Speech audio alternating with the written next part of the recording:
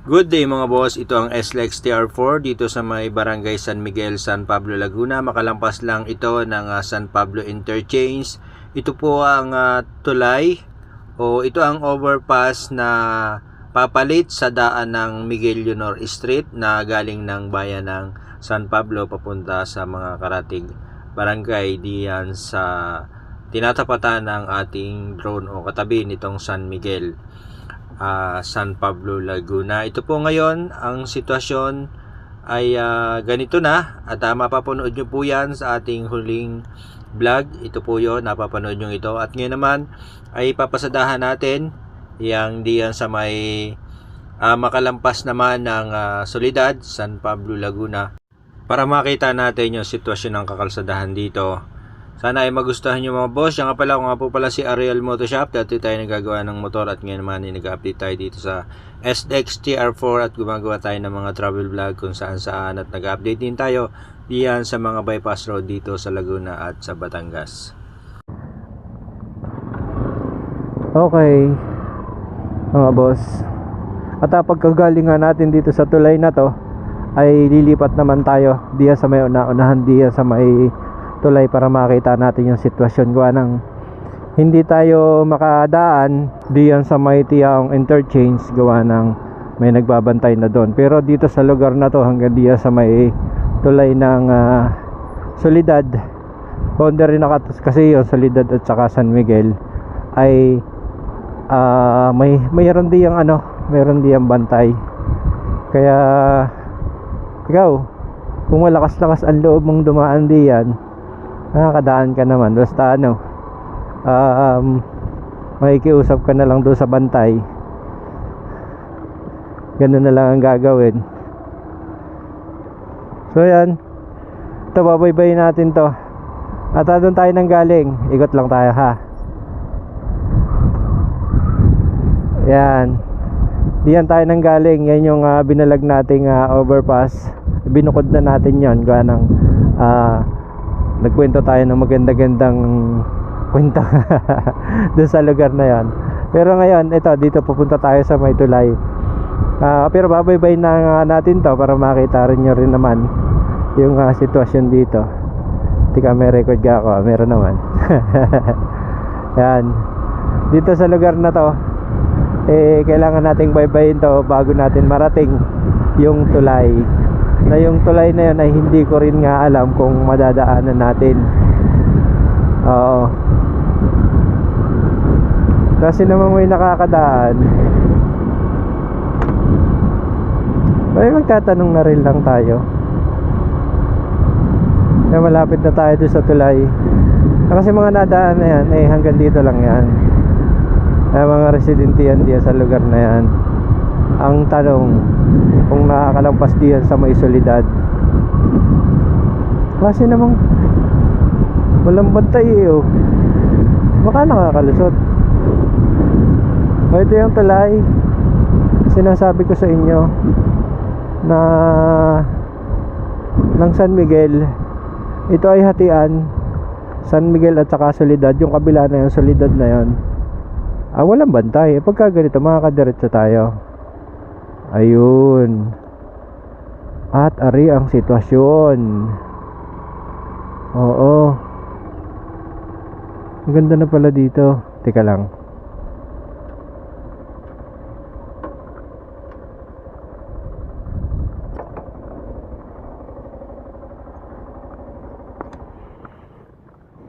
so ito yung tulay dito sa may San Miguel. Ang San Miguel dito yan pare ko ang boundary ay din ito pagtawid na to Soledad, kung hindi ako nagkakamali ko doon ang pagtawid. Tapos ari San Miguel, basta yun yung ating nakita sa mapa. Malay mo, minsan na may nagkakamali ang mapa. Yun yun yung ilog na kaya siya ginawa ng tulay. Pagka yan ay nalaki ang ang tubig dito, pagka maulan, nabaha din yan. Tanyo yung tubig malabo, galing nga ng palengke, kung saan na mga ospital, yung tubig niyan doon yan nanggagaling. Pero taka ka dyan, saan nanggagaling yung sadyang agos ng tubig na yan? Marami mga pinanggalingan yan diyan sa bayan ng San Pablo. At dito sa lugar na ito, ayan, nilalagyan na lang ng riprap. Na mga tao nito ay nandiyan sa ilalim. Tapos ikot tayo dito sa kabila. Shoutout nga pala sa mga taga rito sa San Pablo City. Oo, shoutout sa inyong lahat. So ayan ang sitwasyon dito. Ayan, ginagawan pa. Hindi pa to tapos. Yan tatapusin hanggang dun. Yan, nilalagyan na ng drainage. Yan, mas doon na agos para hindi natitibag ang lupa. Ayan, malaki na dito. At medyo patapos na to. Ganyan, ito tapos na. Yung kabilang yun tapos na. So drainage na lang ang kailangan gawin dito. Ganda na. Meron na nito. Sorry. Meron na nito. Itong barrier. Tapos na ang barrier nito. Pwede pala tayong dumiretso dun sa may solidad, no? Kahit hindi na nga tayo magpalipad ng drone para hindi delikado sa ating drone. Sayang, baka mag fly away, diba? Ganda, no? Dati puputik tong lugar na to. Yan, nagkakandabaon tayo diyan. Pero dati bago tayo nakakadaan dito, dini muna sa kabila. Ang daan ay diyan sa may baba na yan, napakaputik diyan. Tapos dini sa babang are. Yan, dati diyan ang daan papunta doon ang ahon. Tapos doon. Pero ngayon, dahil nga sementado na, nakakadaan na dito. Lakas ng hangin. Ayos, ano? So yan, siguro yan na lang ang aking vlog. Hindi na tayo kapalipad ng drone. Kitang kita nyo naman, nakita nyo na ang ganda ng kakarsadahan dito. Tapos na yan hanggang doon sa may Santa Maria. Santa Maria yung unahan na yan, yung papunta doon. Tapos dito hanggang doon sa may San Pablo Interchange. So kung hindi nyo pa napapanood yung aking update diyan sa may overpass ng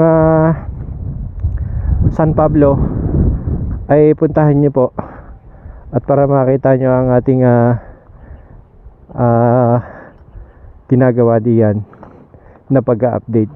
So yan mga boss. At teka,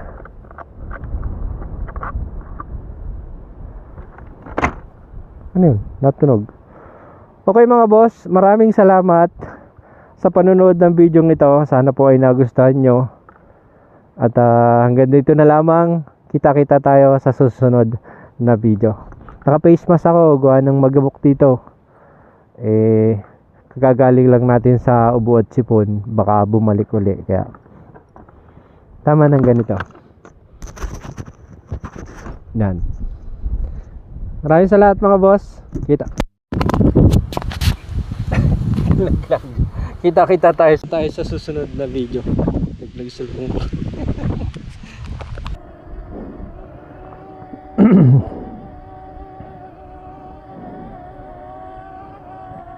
Okay mga boss, at dito tayo pumesto ng pagpapalipad ng drone para makita natin ang malayo at malawak ang kita ng ating drone.